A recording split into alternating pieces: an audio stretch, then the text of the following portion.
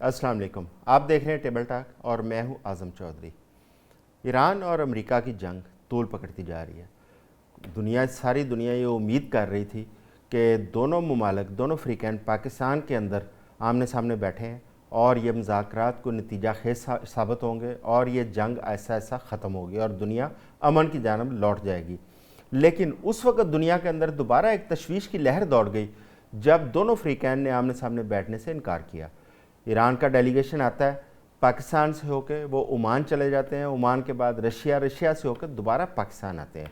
लेकिन इस दौरान जो अमेरिका का डेलीगेशन पाकिस्तान आना था, उन्होंने जब ईरान का डेलीगेशन यहाँ से ओमान के लिए रवाना होता तो अमेरिका का डेलीगेशन पाकिस्तान नहीं आता, जिसकी वजह से एक नई तशवीश पैदा हुई कि क्या ये डेडलॉक अब लंबा होने जा रहा है, क्या जंग दोबारा शुरू होने जा रही है, जंग के बादल दोबारा मंडलाना शुरू हो गए और पूरी दुनिया के अंदर एक जो मुआशी दबाव था जो अब नए हरमस बंद होने की वजह से वो दोबारा शुरू हो गया और तेल की कीमतें जो नीचे आ रही थी वो एक दफ़ा फिर ऊपर जाना शुरू हो गई।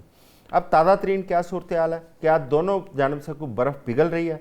क्या पाकिस्तान जो किरदार अदा करने की कोशिश कर रहा है दोनों अफ्रीकैन के मबैन जंग बंदी के लिए, उसमें पाकिस्तान कामयाब हो पाएगा?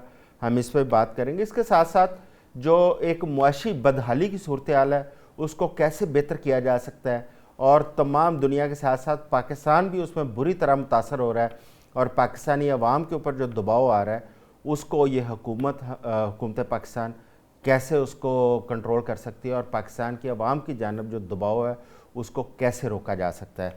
हमें ज्वाइन किया है आज के इस डिबेट के लिए ब्रिगेडियर गजम्फर डार साहब हैं, हमारे साथ दफाई तज्जियाकार हैं, उनके साथ साथ डॉक्टर मुनव्वर हसन है, सीनियर एंकर पर्सन है, बैनुल-अक़वामी अमूर पर महारत रखते हैं। डॉक्टर इरफान साहब है, बैनुल-अक़वामी अमूर के माहिर हैं और न्यू वर्ल्ड ऑर्डर उसके ऊपर दस्तरस रखते हैं। हमारे शो में सबसे पहले उन्होंने इसका जिक्र किया और उसके साथ साथ सीनियर जर्नलिस्ट हैं, एंकर पर्सन हैं हैदर हयात ख़ान साहब, वो भी हमारे साथ हैं। हैदर साहब, जंग एक दफ़ा रुकती रुकती दोबारा इस वक्त जंग के जो साए हैं वो मंडलाने शुरू हो गए हैं। क्या ख्याल है कि पाकिस्तान ने जो इतनी भरपूर कोशिश की है उस कोशिश का कोई दुनिया को कुछ समर भी मिलेगा? क्या दोनों फ्रीकैन एक दफ़ा फिर टेबल के ऊपर बैठने को तैयार हो सकते हैं?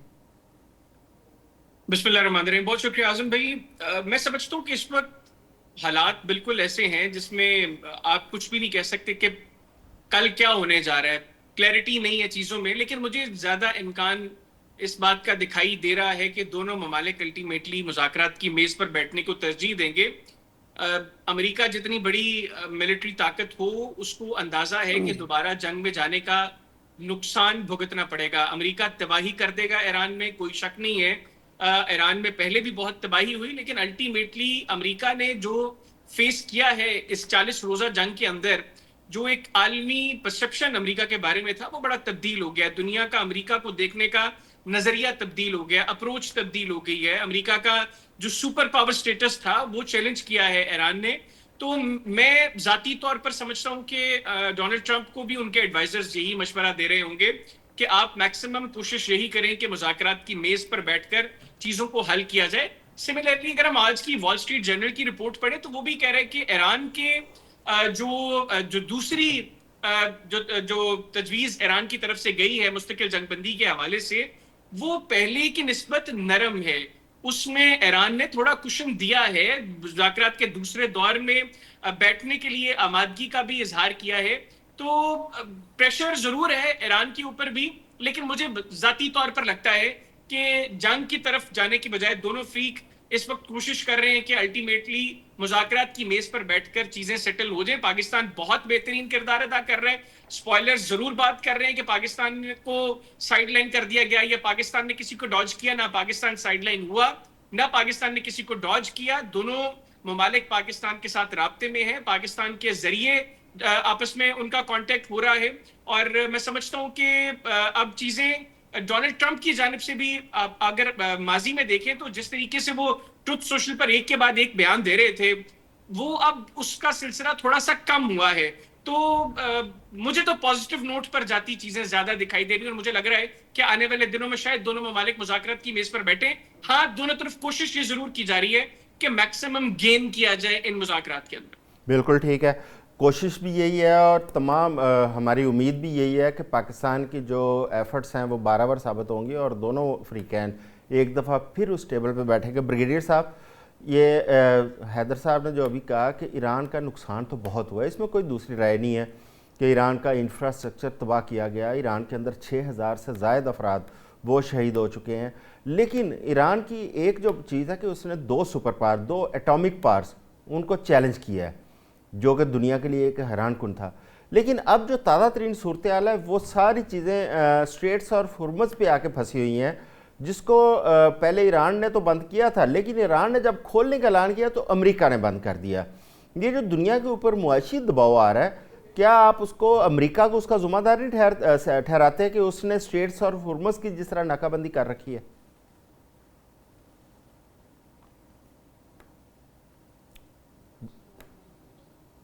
ब्रिगेडियर डार साहब, जो आपकी स्टेट आवाज़ ऑफ नहीं। हाँ हॉर्मुज जी जी, आ रही है, आप जी, करें बात। जो स्टेट ऑफ हॉर्मुज की नाकाबंदी की है, ब्लॉकेट किया है अमेरिका ने, वो एक रिएक्शन था जो कि ईरान ने पहले स्टेट ऑफ हॉर्मुज को कंट्रोल करके तो हेलो सर। एक तरीके से उस पे उससे शिपिंग को उसने कंट्रोल करना शुरू कर दिया। तो उसमें मैं समझता हूँ कि इसका जो इनिशिएटिंग पॉइंट था इस वाटरवे को के अंदर से ट्रांजिशन जो थी शिपिंग की उसको डिस्टर्ब करना, वो ईरान ने एज ए लीवरेज इस्तेमाल किया। जब एक लीवरेज आइडेंटिफाई हो गया तो फिर अमेरिका ने उस लीवरेज के अंदर से अपने लिए लीवरेज निकाला, ब्लॉकेड इम्पोज करके। तो मैं समझता हूँ कि एक इंटरनेशनल वाटरवे को दोनों साइड्स को ब्लॉक नहीं करना चाहिए था, इसको लीवरेज के तौर पे इस्तेमाल नहीं करना चाहिए था, क्योंकि सारी दुनिया की इकोनॉमी जो है वो इस वाटरवे से डायरेक्टली और इनडायरेक्टली लिंक्ड है, और उसका इफेक्ट जो है इसके अंदर जो भी इंटरप्शन होगी उसका दुनिया की इकोनॉमी पे भी पड़ेगा। पर चूंकि अब एक चीज शुरू हो गई और उसमें एक इंटरप्शन हो गई वाटरवे की, तो अब इसको रिजॉल्व करना है। वो रिजॉल्व जो होगा वो जाहिर है कि डायलॉग और निगोशिएशन से ही होगा। तो अब जो निगोशिएशन की सूरत हाल है उसमें तो लगता है इम्पैस तो नहीं है, लेकिन ईरान जो है वो मैं समझता हूँ कि फीट ड्रैगिंग कर रहा है, यानी कि डिले कर रहा है इसको। अमेरिका ने एक एक टारगेट लाइन सेट की हुई है कि ईरान ने उस लाइन तक पहुंचना है, यानी कि वो क्लाइंब करना है उस लाइन तक। लेकिन ईरान जो है वो आस्ता आस्ता उसकी तरफ आ रहा है, और वो लाइन जो है वो प्राइमरीली ईरान के न्यूक्लियर प्रोग्राम से रिलेटेड है। अगरचे ईरान ने जो नई प्रपोजल्स दी हैं उसमें उसने सजेस्ट किया है कि अमेरिका ब्लॉकेड उठा दे और हम स्ट्रेट ऑफ हॉर्मुज को खोल देते हैं। बट अमेरिका को ये समझ आ गई है कि इस ब्लॉकेड का वो ज्यादा नतीजा खेज है, और वो ईरान को ज्यादा प्रेशराइज भी कर रहा है। तो वो इंटरेस्टेड नहीं है कि ब्लॉकेड को खोल दे, वो इसमें इंटरेस्टेड है कि ईरान पहले जो न्यूक्लियर की टर्म्स एंड कंडीशन इम्पोज की हुई है अमेरिका ने, पहले वो उसको माने, उसके बाद फिर वो स्टेट ऑफ हॉर्मुज की तरफ आएगा। पहले ठीक है। स्टेट ऑफ हॉर्मुज प्रायोरिटी थी, अब जो है क्योंकि लीवरेज अमेरिका के हाथ में भी आ गया है, तो उसने दोबारा से न्यूक्लियर की जो है बात को छेड़ा है और उसी को बना लिया है एक इशू कि इससे पहले बात होगी न्यूक्लियर पे, उसके बाद आगे चलेंगे। बिल्कुल तो इट्स ठीक है। अनफॉर्चुनेट के इस पे बातचीत आगे नहीं बढ़ रही। अगर थोड़ा सा आप मुझे टाइम दें तो मेरी जो असेसमेंट है कि बातचीत क्यों नहीं बढ़ रही, उसकी ये वजह नहीं कि ईरान जो है वो कंसेशन नहीं देना चाहता। मेरे ख्याल में ईरान जो है वो कंसेशन देना चाहता है, लेकिन ईरान को एक सेंस ऑफ इनसिक्योरिटी है कि अगर मैंने न्यूक्लियर इनके हवाले कर दिया, स्टेट ऑफ हॉर्मुज भी खोल दी, मेरे पास कोई लीवरेज नहीं रहेगा और मेरे पास कोई सिक्योरिटी गारंटी भी नहीं है, क्योंकि सिक्योरिटी गारंटी जो है वो अमेरिका ऑफर कर रहा है जिसको ईरान ट्रस्ट नहीं करता। तो मेरे ख्याल में मेरी जो असेसमेंट है कि ईरान ने ये कोशिश की कि किसी तरह से एक ऐसा मुआहदा ईरान का पाकिस्तान के साथ हो जाए जिससे कुछ गारंटी सिक्योरिटी की पाकिस्तान की तरफ से ईरान को मिले, बट ये बहुत बड़ा बोझ था जो पाकिस्तान नहीं उठा सकता। तो उसमें फिर जो ईरान के वजीर खारजा हैं वो गए हैं रशिया में, और ये चूंकि बहुत बड़ा इशू था, security guarantee is a very big issue, तो वहाँ पे उनको उनसे बातचीत जो है वो रशिया के वजीर खारजा ने नहीं की, बल्कि उनके प्रेसिडेंट ने की, जिससे ये आइडिया होता है कि ये इशू की इतनी बड़ी अहमियत थी कि प्रेसिडेंट पुतिन ने समझा कि खुद उनको ये बात करनी चाहिए। लेकिन जब ईरान ने ये डिमांड की कि अगर आप सिक्योरिटी हमें इस तरह से दे दें कि हम अमेरिका की सारी बातें मान जाए और फिर अमेरिका हम पे दोबारा हमलावर ना हो जाए, जैसे अमेरिका ने इराक या लीबिया के सिलसिले में किया, तो लेकिन मेरा नहीं ख्याल कि रशिया भी इस किस्म का कोई बोझ उठा सकता है, क्योंकि ईरान को इस वक्त कोई सिक्योरिटी गारंटी देना इसी तरह ही है जैसे कि ईरान का इत्तेहादी बन के वो मुल्क जो है ईरान के साथ खड़ा हो जाएगा, और फिर अगर अमेरिका हमला करेगा या इसराइल हमला करेगा तो उसको भी ईरान के साथ लड़ना पड़ेगा। तो मेरे ख्याल में ईरान का इस वक्त जो मसला है वो सिक्योरिटी गारंटी हासिल करना है किसी और ताकत से अदर देन अमेरिका, क्योंकि वो अमेरिका को ट्रस्ट नहीं करता। इसलिए ईरान भी रिलक्टेंट है कि जब तक मुझे कोई ऐसी सिक्योरिटी मिल नहीं जाती, ठीक हो गया। मुझे टर्म्स एंड कंडीशन जो अमेरिका कह रहा है उसको मानने की तरफ नहीं आना बिल्कुल ठीक है। चाहिए। डॉक्टर इरफान साहब, थैंक ये यू। बड़ी इंपॉर्टेंट बात की है ब्रिगेडियर साहब ने कि ईरान जो ट्रस्ट डेफिसिट है उसमें पाकिस्तान की गारंटी चाहता था। क्या पाकिस्तान इस पोजीशन में है कि पाकिस्तान गारंटी कर पाए? क्योंकि पाकिस्तान तो सालिस का किरदार अदा कर रहा था। दूसरी बात यह है कि अगर रशिया या चाइना अगर वो ईरान के साथ खड़े हैं तो क्या उनकी गारंटी वो अमेरिका तस्लीम करेगा? क्योंकि अमेरिका के जानब से जो ईरान जो ट्रस्ट डेफिसिट है उसकी दो वजूहत हैं। एक जिनेवा कन्वेंशन, जिनेवा के अंदर जो मुज़ाकरात हुए, दूसरा जो दोहा के अंदर मुज़ाकरात हुए उसके बाद जो अमेरिका की जानब से बिटरे किया गया, ईरान उसकी वजह से एतबार करने को तैयार नहीं है। आप क्या समझते हैं कि क्या यही वजह है जिसकी वजह से अभी तक जो ततल है या जो मुज़ाकरात हैं वो लिंगर ऑन हो रहे हैं? देखिए आजम साहब, इंटरनेशनल रिलेशंस के अंदर ना कोई मुल्क भी किसी की भी गारंटी दे नहीं सकता है। Joint comprehensive plan of action के बाद यूनाइटेड नेशंस की सिक्योरिटी काउंसिल ने इस प्लान को बैक किया था, जो ओबामा के दौर के अंदर कोई 2 या 3 साल लगाने के बाद वो इंटरनेशनल लॉ का हिस्सा बन चुकी पाके उसको सिंगल हैंडेडली उससे विड्रॉ कर लेते हैं। आपने जिनेवा कन्वेंशन की बात की, आपने ओमान के अंदर होने वाली टॉक्स की बात की, तो इंटरनेशनल रिलेशंस में कभी भी कोई भी मुल्क जो है, इवन कि यूनाइटेड नेशंस इटसेल्फ, और इस वक्त ईरान की तो ये कोशिश है कि किसी तरह से जो यूनाइटेड नेशंस की सिक्योरिटी काउंसिल है वो अगर इसको रेटिफाई कर दे, जो भी डील होगी ईरान और अमेरिका के दरमियान में, उसको अगर रेटिफिकेशन मिल जाती है तो कुछ हद तक ईरान जो है वो अपने आप को कंफर्टेबल तस्वर करेगा कि अच्छा अब दोबारा से मेरे ऊपर जो है ना वो अटैक्स नहीं होंगे। देखिए इस वक्त ना दो तरह के एक्सप्लेनेशन जो है वो मिडिल ईस्ट के खित्ते को लेके हमें, जब हम इंटरनेशनल मीडिया को देखते हैं तो हमारे सामने आ रही हैं। एक तो ये है कि इस वक्त जैसे अभी गजनफर साहब भी फरमा रहे थे और हयात खान साहब भी फरमा रहे थे कि जो जंग है ये खत्म होने जा रही है, और अल्टीमेटली दोनों जो फ्री कैन है वो एक टेक्निक्स जो है दबाव में लाने की वो अप्लाई कर रहे हैं। लेकिन दूसरी तरफ हम देखते हैं तकरीबन 10 से 12 के करीब जो हाइपरसोनिक मिसाइल हैं जो इससे पहले इस जंग में कभी इस्तेमाल नहीं हुए हैं, उनकी डिप्लॉयमेंट जो है वो आपके मिडिल ईस्ट के अंदर नजर आ रही है। बेन गोरियन जो एयरपोर्ट है इजराइल का, वहाँ पे बहुत सारे रीफ्यूलिंग जो एयरक्राफ्ट हैं वो आपको नजर आ रहे हैं, और जो तैयारा बरदार बहुत बड़े बड़े जो उनके 3 इब्राहिम लिंकन अगर वापस जा चुका है तो वो भी इस वक्त अराबियन सी के अंदर आपको नजर आ रहे हैं। तो कुछ तजिया निगार ये भी कह रहे हैं कि ये जो मिसाइल यहाँ पे लाए जा रहे हैं, अगर ये डील नहीं होती है तो अमेरिका की ये कोशिश है कि हाइपरसोनिक मिसाइल को टेस्ट किया जाए कि आया इनकी जो इंटेंसिटी है वो है क्या और ये किस हद तक तबाही ला सकती है। तो मैं ये बिल्कुल ब्रिगेडियर साहब की बात से मुत्तफिक हूँ कि इस जंग के अंदर जो ईरान के पास जो लेवरेज है वो बहरहाल हासिल है।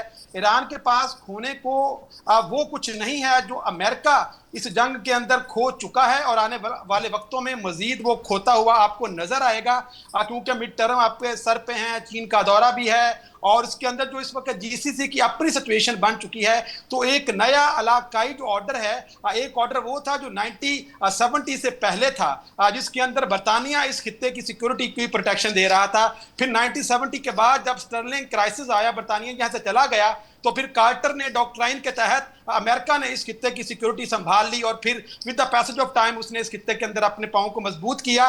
तो अब इस जंग तक अमेरिका ने एक नया यहाँ का पॉलिटिकल सिक्योरिटी का ऑर्डर यहाँ पे तश्कील दिया हुआ था, लेकिन इस जंग के बाद एक नया सिक्योरिटी का जो ऑर्डर है अब वो तश्कील होने जा रहा है, जिसके अंदर जो अमेरिका है वो शायद एक सुपरवाइजरी मुल्क के तौर पर तो आपको इस खित्ते में नजर आएगा, लेकिन अल्टीमेटली इस ममालिक के जो कंट्रीज हैं, इस खित्ते के जो ममालिक हैं, वो आपस में एक joint mechanism additional to the American security, addition के तौर पर वो आपको यहाँ पे आपस में एक नया सिक्योरिटी आर्किटेक्चर को तश्कील देते हुए नजर आएंगे।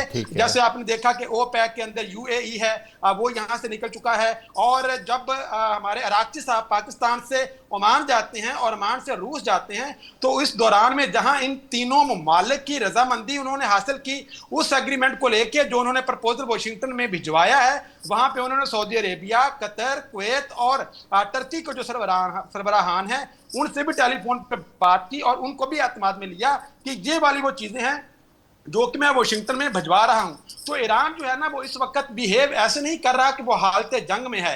ईरान बियॉन्ड द वॉर जो सिचुएशन क्रिएट होनी है इस खित्ते के अंदर, उसको मलहूज खातर रखते हुए और पेश नजर रखते हुए अपनी जितनी भी सफारती कोशिशें हैं वो आपको करता हुआ नजर आ रहा है। और आने वाले वक्तों के अंदर जी डॉक्टर साहब, ठीक है। हैदर भाई, मैं आपकी तरफ आता हूँ। इन चीज़ों पे यही सवाल मैं आपके सामने रखता हूँ कि एक जानब तो डिप्लॉयमेंट है, दूसरी जानब ईरान की जानब से भी ये कहा गया कि हमारे पास मज़ीद अभी ऐसे सरप्राइज़ मौजूद हैं जिनसे दुनिया हैरान रह जाएगी। कौन से ऐसे सरप्राइज़ हो सकते हैं जो ईरान इतनी तबाही के बावजूद कॉन्फिडेंट नज़र आ रहा है? और जिस तरह अभी डॉक्टर साहब कह रहे थे, सफारती सतह पर भी ईरान की कोशिशें हैं, वो आप देखें बड़ी भरपूर वो एफर्ट्स कर रहे हैं, दुनिया भर में इधर उधर दौरे करते हुए नजर आ रहे हैं। जी बिल्कुल, ईरान की एक अपनी तारीख है और अब्बास अरागची साहब जो ईरान के फॉरेन मिनिस्टर हैं, उनके बारे में तो वैसे ही कहा जाता है कि वो बड़े बेहतरीन फॉरेन मिनिस्टर हैं। इवन अमेरिकन उनकी बड़ी तारीफ करते हैं कि ये जब नेगोशिएशन की टेबल पर बैठते हैं तो बड़े बेहतरीन अंदाज में ये बड़े बेहतरीन नेगोशिएटर हैं।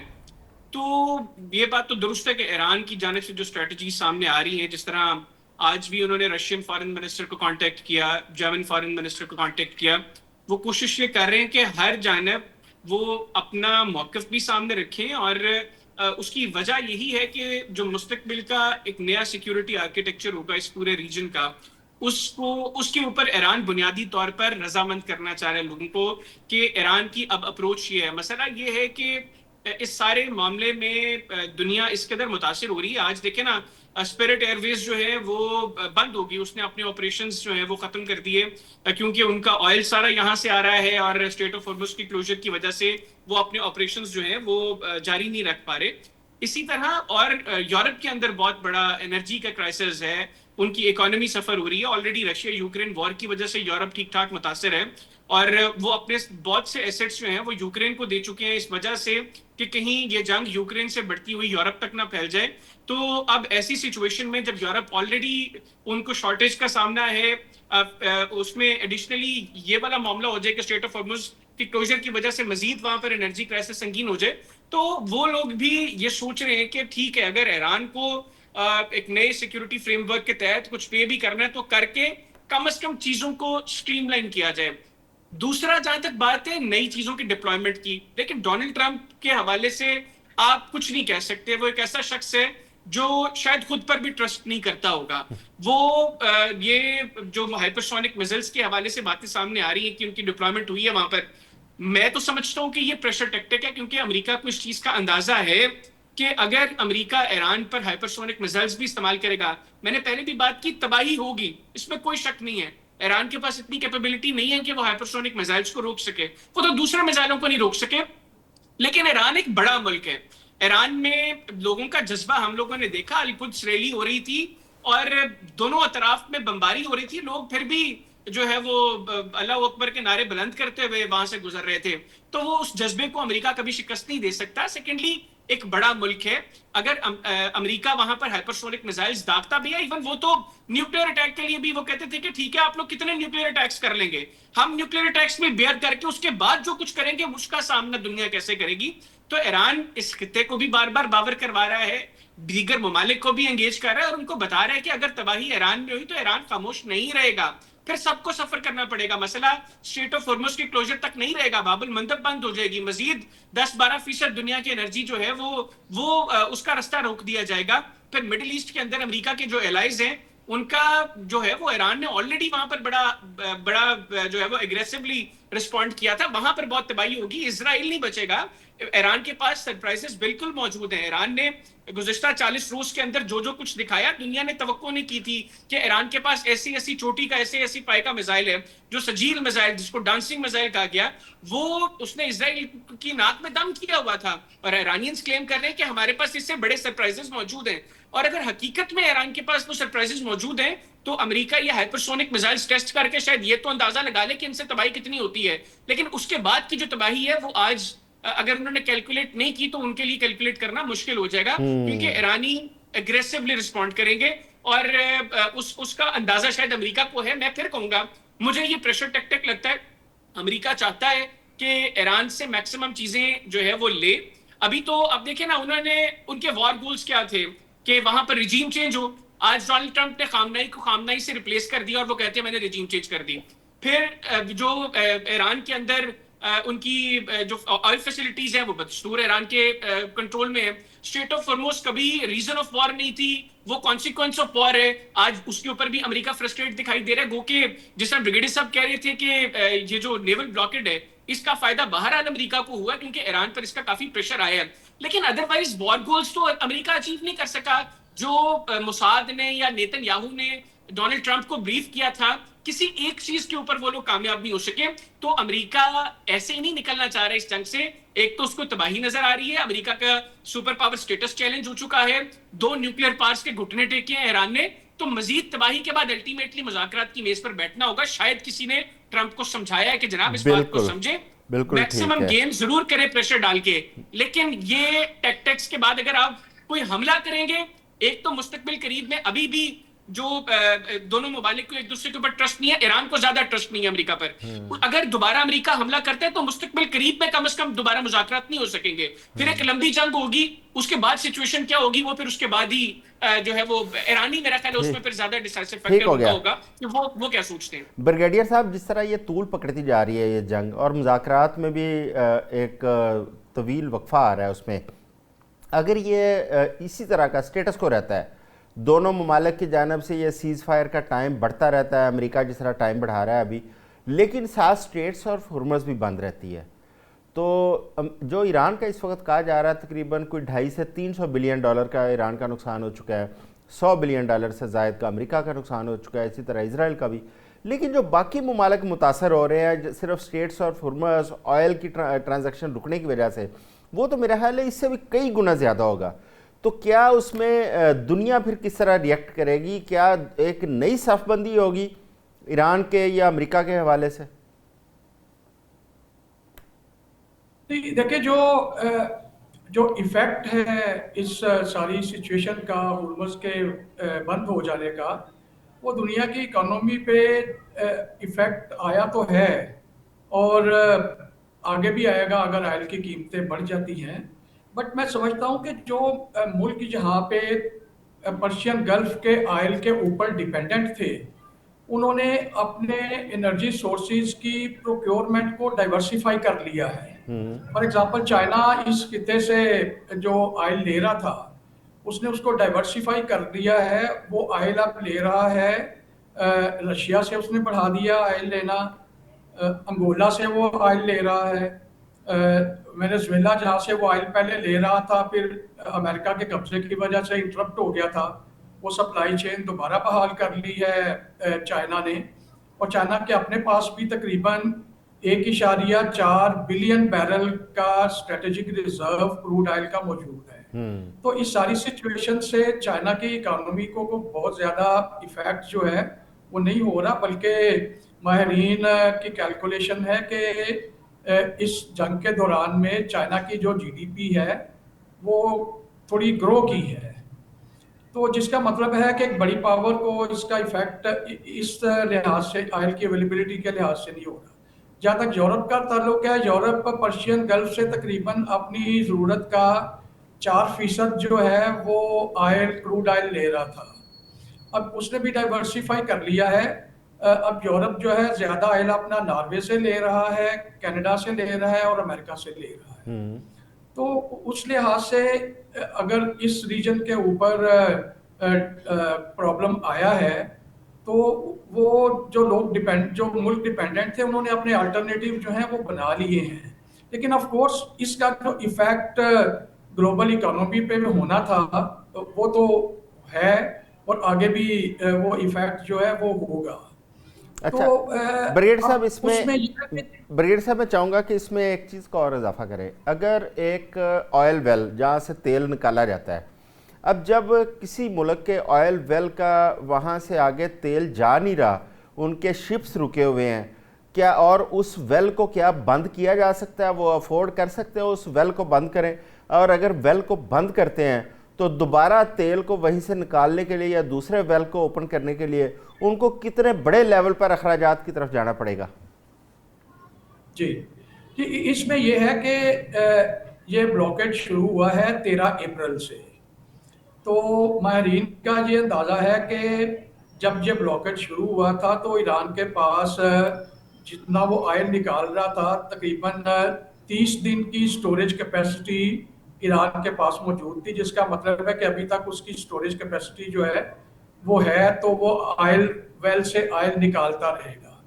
ऑयल वेल का ये है कि अगर आप इससे ऑयल निकालना बंद कर दें तो इसका जो इस वेल के अंदर वाटर वेपर्स जो हैं और जो वाटर है वो सीप इन कर जाता है, और ये ऑयल चूंकि जो चट्टाने हैं ज़ेरे ज़मीन उनके अंदर से निकाला जा रहा होता है, तो वो उन चट्टानों के सामने ये पानी आ जाता है, तो ऑयल को एक्सट्रैक्ट करना जो है वो मुश्किल हो जाता है। अगर ये हुआ तो माहरीन का अंदाज़ा है कि ईरान की जो कैपेबिलिटी है ऑयल निकालने की, उसमें से 6 लाख बैरल का डिक्रीज होना शुरू हो जाएगा। और अगर ये वेल्स जो हैं ये ज़्यादा अरसा बंद रहे तो फिर इनको रिवाइव करना जो है वो बहुत ये मुश्किल हो सिर्फ जाएगा और बड़ा कॉस्टली हो ये जाएगा। सिर्फ ईरान के वेल्स की बात नहीं है, ये तमाम उन ममालिक के वेल्स की बात है जिनके शिप अपने हुर्मत से गुजरते हैं। इस वक्त हुआ एक शॉर्ट ब्रेक का, हमारे साथ रहिएगा, ब्रेक के बाद आते हैं। Welcome back.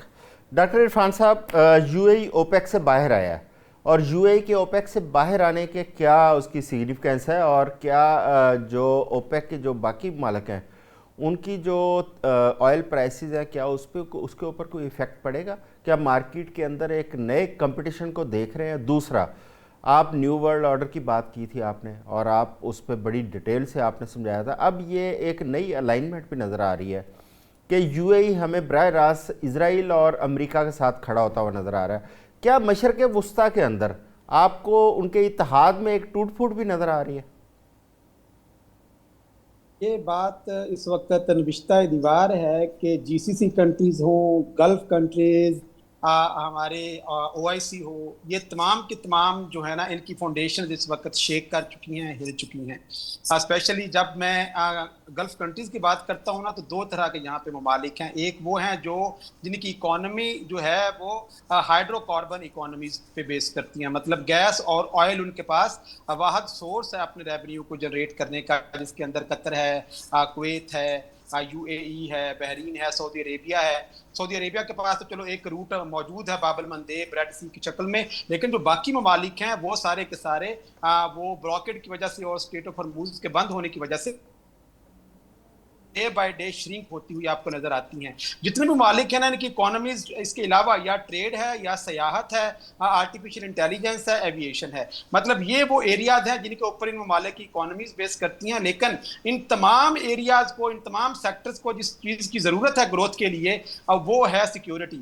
आपने देखा 2014 के अंदर भी एक छोटा सा रिसेशन आया था, तो 30 to 40% इनके जीडीपी के अंदर कमी आई। फिर जब कोविड-19 आया तो कोविड-19 के कॉन्टेक्स्ट के अंदर भी इन ममालिक के अंदर 50% तक इनके जीडीपी के अंदर कमियां वाक़या हुई मुख्तलिफ ममालिक के अंदर, जो यहाँ पे हमें नजर आ रही हैं। और इस वक्त भी सऊदी अरेबिया का जो विजन 2016 में दिया गया था 2013, तो वो भी इस वक्त आपको अच्छा खासा कोलैप्स करता हुआ नजर आ रहा है। और उन्होंने भी जो पाकिस्तान को $8 बिलियन तकरीबन डॉलर इस वक्त पाकिस्तान के पास उनके रिजर्व्स के अंदर को 50% के करीब मौजूद हैं। तो मुझे ये भी खदशा है कि जो इस वक्त इकोनॉमिक कंडीशन सऊदी अरेबिया की हो चुकी है, और जिस तरीके से विजन 2030 के बड़े बड़े वो अपने जो प्रोजेक्ट्स थे उनको वो इस वक्त बंद करने की तरफ और क्लोज करने की बात कर रहा है, और यूएई भी अपने एक अल्टरनेट जो है उनको ढूंढ रहा है, जैसे भी ब्रिगेडियर साहब भी बात कर रहे थे स्टेट ऑफ हॉर्मूज को छोड़कर। तो अब आप देखेंगे इस जंग के बाद ना इस खित्ते के ममालिक स्टेट ऑफ हॉर्मूज के ऊपर अपनी डिपेंडेंसी को कम करने के लिए या खत्म करने के लिए आपस में रेलवे लाइन बिछाते हुए नजर आएंगे। वो सारा कुछ जो चाइना ने सी पैक के थ्रू पाकिस्तान से अराबियन सी की तरफ आया है, लैंड रूट को इस्तेमाल करके, बिल्कुल इस रीजन के जो ममालिक है वो आपको लैंड रूट्स को इस्तेमाल करते हुए, रोड्स को इस्तेमाल करते हुए, टनल्स को इस्तेमाल करते हुए एक दूसरे के साथ ट्रेड करते हुए नजर आएंगे। तो इस खित्ते की जो जियो पॉलिटिक्स है वो सारी की सारी हिल चुकी है। दो तरह के इस वक्त ना कोलेशन बन चुकी हैं इस खित्ते के अंदर। एक के अंदर आपको ग्रीक्स है, बहरीन है, यूएई है, इजराइल है, और इंडिया साउथ एशिया के अंदर से आपको नजर आता है। तो ये वो ममालिक हैं जो एक्सेस ऑफ सेसेशनिस्ट के अंदर फॉल करते हैं, कि जिन्होंने इस खित्ते के अंदर और खित्ते साउथ एशिया के अंदर भी जहां जहां सेपरेटिस्ट मूवमेंट चल रही है, ये इनको सपोर्ट करते हुए नजर आएंगे। लीबिया हो, सूडान हो, सोमालिया हो, सोमालीलैंड के अंदर भी आप देखते हैं यूएई, इजराइल के इंटरेस्ट इन तमाम खित्तों के अंदर जो है वो कन्वर्ज हैं और सऊदी अरेबिया के ये सामने खड़े हैं। और दूसरी तरफ आपको दूसरा एक जो कोलेशन है वो बनता हुआ नजर आ रहा है, जिसके अंदर Egypt, Turkey, Qatar, Saudi Arabia और पाकिस्तान साउथ एशिया से आपको नजर आ रहा है। तो ये दो तरह के ब्लॉक्स आपको इस खित्ते के अंदर रीअलाइनमेंट होती हुई नजर आ रही है, और रीअलाइनमेंट के नतीजे में रीपोजिशनिंग, और रीपोजिशनिंग के नतीजे में इस खित्ते में एक नया जियोपॉलिटिकल स्टेटस को जो है वो कंस्ट्रक्ट कर रहा है, वो डेवलप हो रहा है, जिसके अंदर आप मुस्तकबिल के अंदर आप देखेंगे कि चाइना और रशिया जो है वो उसके अंदर आपको सुपरवाइजरी का रोल प्ले करते हुए नजर आएंगे। क्योंकि अगर आप खामनाई साहब की स्पीच सुने तो 2 दिन पहले आई थी, तो उन्होंने वो सारी की सारी बातें जिसके अंदर अमेरिका माइनस मिडिल ईस्ट, जिसके अंदर उन्होंने कहा था कि कोई अमेरिकन का यहाँ पे अड्डा नहीं होना चाहिए, ईरान के न्यूक्लियर प्रोग्राम के ऊपर उन्होंने कहा था कि कोई कॉम्प्रोमाइज नहीं होगा, और जो उनकी प्रॉक्सीज होगी वो उनको उसी तरीके से सपोर्ट करते हुए रहेंगे। तो ये बुनियादी तौर पर ईरान है। यही इसी को आपने समझना है कि ईरान मुजामत करता रहा है, कर रहा है और करता रहेगा। वो इस जंग के अंदर जीतने के लिए है ही नहीं, उनका एक पॉलिटिकल आइडियोलॉजिकल फिलॉसफी है, और वो फिलॉसफी एक्सेस ऑफ रेजिस्टेंस की शक्ल में आपको लेबनान में नजर आती है, हिजबुल्लाह की शक्ल में, हौतीज की शक्ल में यमन में नजर आती है, इराक के अंदर भी हिजबुल्लाह की एक शक्ल नजर आती है, सीरिया के अंदर भी असाद की गवर्नमेंट अगर वो कोलैप्स कर चुकी है। तो यही एक पोस्ट वॉर जो सिक्योरिटी आर्किटेक्चर है ना वो तश्कील पा रहा है। जो आपने यूएई की बात की है, यूएई इस वक्त उसको फायदा ओपेक से निकलने का ये हो रहा है कि अब उसको फ्रीडम है कि जितना चाहे वो अपने ऑयल को पर डे के हिसाब से निकाल सकता है। पहले उसके ऊपर कंपैरिजन थी अंडर द जो लॉ है ओपेक का। आपने देखा कि कतर भी 2017 के अंदर निकल गया था, 2019 में प्रोबेबली यहां से बहुत सारे ममालिक ओपेक का हिस्सा बने और बाद में इसमें से निकलते भी रहे हैं। और ये जो पोस्ट वर्ल्ड वॉर ऑर्डर होगा पॉलिटिकल जो इस खित्ते के अंदर, बहुत सारे ममालिक, क्योंकि हर आने वाले दिन में एनर्जीज के अल्टरनेट के तौर पर दुनिया ग्रीन एनर्जी की तरफ जा रही है, रिन्यूएबल जो एनर्जी सोर्सेज हैं उनकी तरफ जा रही है। मुस्तकबल के अंदर करीब या बाइद के अंदर अल्टीमेटली ओपेक ने कोलैप्स करना है, लेकिन उसके जो पहली ईंट है ना वो यूएई ने इससे अलहदा होके इसमें से निकाल दी। बिल्कुल ठीक है। हैदर या साहब, आप इंडियन अमूर के ऊपर बड़ी गहरी नज़र रखते हैं, बल्कि मैं तो समझता हूँ कि इंडियन अमूर के माहिर हैं आप, क्योंकि ये यूएई को अगर हम देखते हैं तो यूएई के अंदर इस वक्त जो सोशल मीडिया या मीडिया के ऊपर ख़बरें आ रही हैं उनकी मईशत खासी इस जंग की वजह से मुतासर हुई है। और उसके साथ साथ जो पाकिस्तान के साथ अब थोड़ा सा सर्दमरी का एक रवैया भी देखने में आ रहा है। क्या जो ओवरसीज़ पाकिस्तानीज़ हैं 18-19 लाख जो यूएई के अंदर इस वक्त वहाँ पे काम कर रहे हैं, बिज़नेस कर रहे हैं, क्या समझते हैं उनको भी कोई नुकसान पहुँच सकता है? और इसमें बिलखसूस इंडिया की अगर बात करते हैं तो इंडिया यूएई के खासा करीब है। क्या इंडिया भी कोई इस किस्म की कॉन्स्पिरेसी वहाँ पे क्रिएट कर सकता है कि पाकिस्तानियों को वहाँ से नौकरियों से फारग किया जाए या उनके कारोबार ख़त्म किया जाए और इंडियंस को वहाँ पे सपोर्ट किया जाए?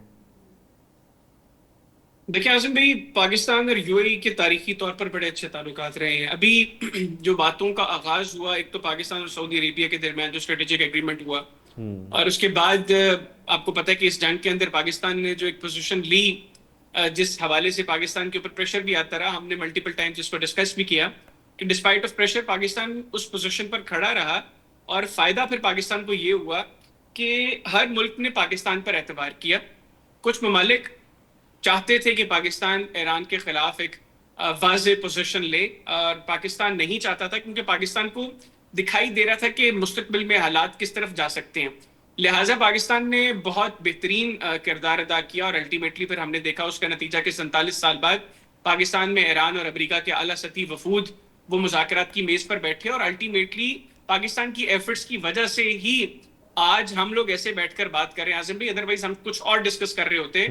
जिस वक्त पाकिस्तान की एफर्ट्स के बाद, इंटरवेंशन के बाद सीज फायर अनाउंस हुआ, उससे पहले आपने जो भारत का जिक्र किया, भारत और इजराइल के चैनल्स ने टाइमर्स लगाए हुए थे क्योंकि डोनाल्ड ट्रंप ने ईरान की सिविलाइजेशन को तबाह करने की धमकी दी थी, और वहां पर इंतजार किया जा रहा था कि कब वो वक्त पूरा होगा और ईरान के ऊपर 400 के करीब अमेरिकी जो जंगी जहाज हैं वो बमबारी का आगाज करेंगे। अच्छा। तो पाकिस्तान ने जो किरदार अदा किया, उसके बाद हम ये देख रहे हैं कि वो तीसरी आलमी जंग का खतरा भी टला, और अभी भी बातें वही हो रही हैं। इवन अब तो व्हाइट हाउस कह रहा है कि 7 अप्रैल से जिस जंगबंदी का आगाज हुआ है वो अभी तक जो है वो उसमें कोई आगे, पहले तो 2 हफ्तों की थी, अब उसके बाद कोई आगे टाइम नहीं दिया हुआ। तो ये जो कांग्रेस के अंदर भी बहरहाल एक डिबेट हुई अमेरिकी सदर के इख्तियार के हवाले से, तो उसके बाद भी मुझे नहीं लगता कि दोबारा अमेरिका एक तो जंग की तरफ जाए। दूसरा जो यूएई का मामला है, पाकिस्तान के बड़े तारीखी ताल्लुकात रहे हैं, ठीक है, अभी कुछ रीजंस की वजह से उनमें थोड़े से हमें बिगाड़ दिखाई दे रहा है, लेकिन शायद वक्त के साथ चीजें बेहतर हो जाएंगी। भारत स्पॉइलर है, स्पॉइलर था, वो स्पॉइलर का किरदार ही अदा करेगा। वो घटिया शैतानी टोला जब तक भारत में बरसरे इक्तदार है, जब तक ये 5 शैतान भारत के हवाले से फैसले करते रहेंगे, जिनमें सबसे बड़ा ये नरेंद्र मोदी, फिर अमित शाह, ये अजित डोवल, राजनाथ सिंह, और अब जयशंकर जैसा बंदा जिसका एक बड़ा बेहतरीन करियर था डिप्लोमेसी का, उसने भी अपने आप को इसी गंद में जो है वो गंदा कर लिया है। तो ये 5 शैतान जब तक भारत में बरसर इक्तदार है, वो मुकम्मल कोशिश करेंगे कि पाकिस्तान को आइसोलेट करें, पाकिस्तान के दीगर ममालिक के साथ ताल्लुकात खराब करें। 11 साल से यही झूठ का मंजर उन्होंने भारतीयों को बेचा था। आज भारतीय उनका गिरेबान पकड़कर पूछ रहे हैं कि बताओ, 11 साल से तुम कह रहे थे कि हमने पाकिस्तान को आइसोलेट किया है, हम विश्व मित्र हैं, इस खित्ते का कोई मुल्क तुम्हारे साथ अच्छे ताल्लुकात नहीं रखता, ना ख्वाहिशमंद है, ना श्रीलंका, ना भूटान, ना बांग्लादेश, ना चीन, ना पाकिस्तान, तो तुम कैसे विश्व मित्र हो जिसका इस खित्ते में कोई मित्र नहीं है। तो वो कोशिश जरूर कर रहे हैं। हमने देखा कि वहां पे कुछ दौरे भी उन्होंने यूएई के किए, जिसका मकसद यकीनी तौर पर पाकिस्तान के हवाले से चीजों को खराब करना था। अभी जो वक्त है उस पे शायद इसमें हमें ज्यादा बहस में नहीं जाना चाहिए। मेरा अपना जाती ख्याल है कि मुस्तकबिल में चीजें अल्टीमेटली बेहतर होंगी, क्योंकि इस खित्ते का जो अगला सिक्योरिटी फ्रेमवर्क है वो शायद पाकिस्तान के बगैर नामुकम्मल होगा, और उसमें हम इंशाल्लाह आगे देखेंगे कि ये जो ताल्लुकात की वक्ती बिगाड़ वो भी इस कदर नहीं है जितना स्पॉयलर्स डिस्कस कर रहे हैं, वो भी इंशाल्लाह बेहतरी की तरफ जाएगा। बिल्कुल ठीक है। ब्रिगेडियर साहब, मशरक़ वुस्ता के अंदर अगर अमेरिका को अड्डे ना मिलते तो शायद इतनी अमेरिका इफेक्टिव जंग यहाँ से ना लड़ पाता, और क्योंकि अमेरिका से बराह रास्त हमले करने मुश्किल है, लेकिन क्योंकि ईरान के इर्द गिर्द जो ममालिक थे वहाँ से अमेरिका के अड्डे मौजूद थे और अमेरिका ने वहाँ से ऑपरेट किया। क्या मुस्तकबिल के अंदर, जिस तरह अभी डॉक्टर इरफान साहब ने जिक्र किया था, नई अलाइनमेंट नज़र आ रही हैं, यूएई का ओपेक से बाहर जाना, और मशरक़ वुस्ता के अंदर हमें थोड़ी सी कुछ उनके इत्तेहाद में टूट फूट नज़र आ रही है, क्या अमेरिका के जो अड्डों की वजह से वहाँ पर ईरान ने उनको निशाना बनाया, मुस्तकबिल के अंदर वो अड्डे वहाँ से वापस जाते हुए नज़र आ रहे हैं या अमेरिका वहीं पर रहेगा? देखिए ये जो ये अड्डे जो हैं ये अमेरिका की ग्लोबल मिलिट्री पावर प्रोजेक्शन जो है उससे रिलेटेड है। तो अगर ये अड्डे यहाँ से अमेरिका के जो मिलिट्री बेसिस हैं वो वाइंड अप भी कर लेता है मिडल ईस्ट से, तब भी उसकी जो पावर प्रोजेक्शन है, मिलिट्री पावर प्रोजेक्शन इस रीजन के अंदर, वो उसके लिए मुश्किल नहीं है, क्योंकि उसके पास एयरक्राफ्ट कैरियर्स हैं। और वो हर एयरक्राफ्ट कैरियर जो है it is like you know a military base. तो वहां से वो मतलब नेवी भी उनकी ऑपरेट कर सकती है और उनकी एयरफोर्स भी ऑपरेट कर सकती है। तो अगर अड्डे मिडल ईस्ट से हटा भी लिए अमेरिका ने, तो इसका ये नहीं मतलब कि अमेरिका की जो ability to project military power in Middle East है वो खत्म हो जाएगी। वो खत्म नहीं होगी, वो स्टे करेगी। तो ठीक है। इसलिए हमें ये इज्यूम नहीं करना चाहिए। और मैं इस चीज से एग्री नहीं करता हूं कि अमेरिका इस रीजन से जा रहा है। अमेरिका इस रीजन से जा नहीं रहा। अमेरिका इस रीजन में अपनी स्ट्रेटजी को रीडिफाइन कर रहा है, बल्कि उसने ऑलरेडी कर ली हुई है। अच्छा। और अगर आप अमेरिका की जो नेशनल सिक्योरिटी स्ट्रेटजी है जो उसने नवंबर 2025 में इशू की थी, उसके अंदर ये क्लियरली मेंशन्ड है कि अमेरिका जो है वो मिडल ईस्ट में अननेसेसरी वार्स के अंदर अपने आप को प्रोजेक्ट नहीं इन्वॉल्व नहीं करना चाहता। और वो ये चाहता है कि इस खिते में जो स्टेबिलिटी और सिक्योरिटी का रोल है वो बजाय इसके के अमेरिका करे, वो जो यहाँ की पावर्स हैं जैसे सऊदी अरब है या इस खिते के इर्द गिर्द की फ्रेंडली पावर्स हैं जैसे टर्की है या पाकिस्तान है, वो इस जिम्मेदारी को ले और अमेरिका जो है वो ओवरसी करे। तो ये एक अरेंजमेंट है जो उस नेशनल सिक्योरिटी स्ट्रेटेजी में मेंशन्ड है।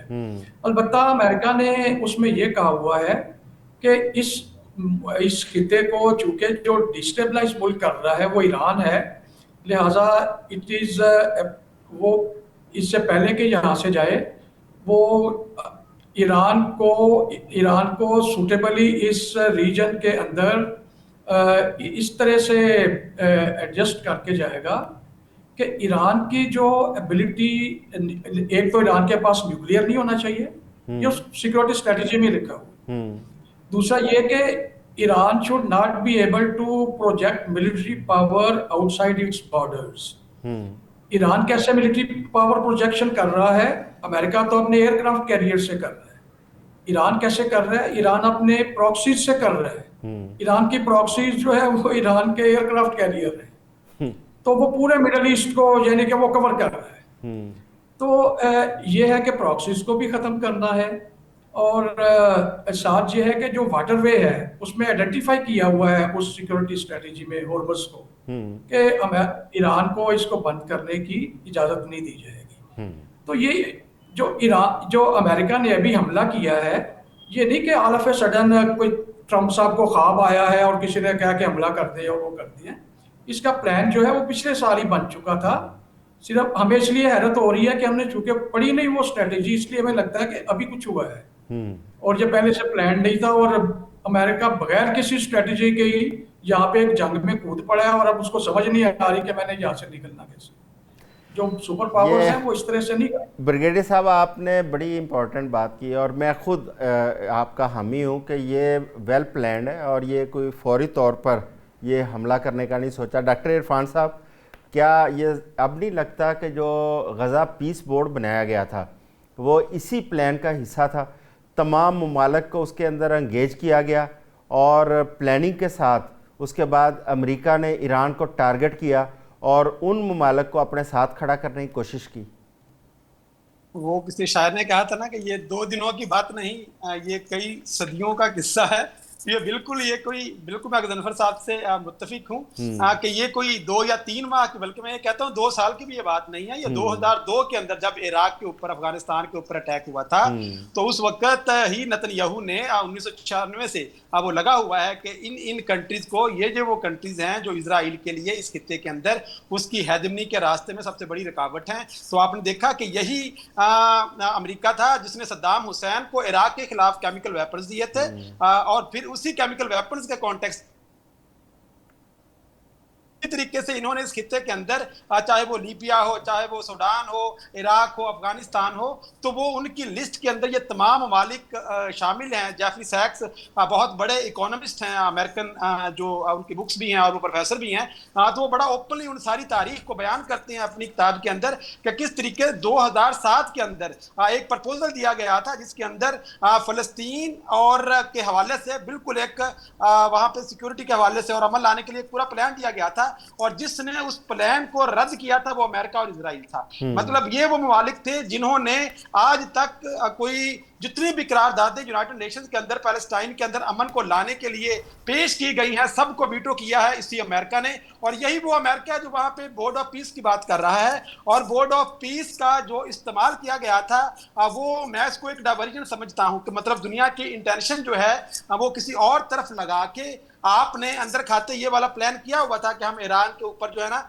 वो अटैक करने जा रहे हैं, तो आपने वो बोर्ड ऑफ पीस का इस्तेमाल करते हुए गजा के अंदर तो क्या पीस लाना था, आपने तो पूरी मशरक़ वुस्ता के अंदर और पूरे दुनिया के अंदर जो उसका पीस था, जो अमन था, आपने उसको तबाह कर दिया है। लिहाजा इस खित्ते के अंदर ईरान जो है उससे खतरा नहीं है इस खित्ते को। इस खित्ते को जो खतरा है वो इजराइल से है, और जो अमेरिका के इस खित्ते के अंदर सिक्योरिटी स्ट्रक्चर है उसी ने इस खित्ते को इनसिक्योर किया हुआ है। शुक्रिया डॉक्टर इरफान साहब, शुक्रिया। हमारे पास टाइम शॉर्ट है, मैं हैदर साहब की तरफ जाऊंगा। हैदर साहब, एक छोटी सी वाक़या आपको सुनाता हूँ। शादरा के अंदर एक खातून के घर बिजली का गैस का मीटर था, उसको लाखों रुपए का बिल आ गया। उस खातून ने एहतजाज करते हुए कहा कि ऐसे लगता है कि जैसे दोज़ख की जो आग की गैस सप्लाई है वो मेरे घर से जा रही है। और जब पाकिस्तान को हम देखते हैं तो यहाँ पर पूरी दुनिया के अंदर पेट्रोलियम प्राइसेस पे इम्पैक्ट आया है, लेकिन पाकिस्तान के अंदर सबसे ज़्यादा कीमतें बढ़ गई, 58% इजाफा हुआ। क्या ऐसे नहीं लग रहा कि जंग के तमाम अखराजात पाकिस्तानी कौम अदा कर रही है? आजम भाई, ये तो बहरहाल एक लंबी डिबेट है। अब आपने प्रोग्राम के आखिरी मिनटों में ये सवाल कर दी है। ये बात दुरुस्त है कि इस वक्त जंग से सबसे ज्यादा अगर मुतासिर कोई मुल्क हुआ है तो वो पाकिस्तान है। लेकिन मैं थोड़ा सा, जो पहले ब्रिगेडियर साहब ने और डॉक्टर इरफान साहब ने बात की, मैं उसके ऊपर मुख्तसर सा कमेंट करना चाहता हूँ। तो ये बात दुरुस्त है कि अमेरिका की बड़े अरसे से ये ख्वाहिश थी, 1979 से लेके अभी तक अमेरिका की यही अप्रोच थी कि वो ईरान के खिलाफ इस तरह की एग्रेसिव कार्रवाई करे।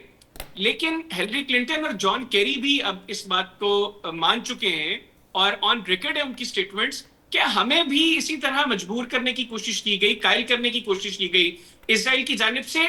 लेकिन इन कॉन्सिक्वेंसेस की वजह से जो आज दुनिया फेस कर रही है, हमने अवॉइड किया हालात को। अमेरिका जरूर चाहता था कि ईरान में तबाही हो, डोनाल्ड ट्रंप ने वही किया जो अमेरिकी एडमिनिस्ट्रेशन की ख्वाहिश थी, लेकिन जो कॉन्सिक्वेंसेस हैं वो हैदर साहब बहुत बहुत शुक्रिया। टाइम की किल्लत की वजह से डिबेट का सिलसिला यहीं रोकना पड़ेगा। जनाब ब्रिगेडियर ज़फ़र डार साहब आपका, जनाब डॉक्टर इरफान साहब आपका, जनाब हैदर हयात खान साहब आपका, तमाम मेहमानों का शुक्रिया। आज के लिए बस इतना ही। कल दोबारा आपकी खिदमत में हाज़िर होंगे ताज़ा तरीन अपडेट्स के साथ। अपना ख्याल रखिएगा। अल्लाह हाफ़िज़।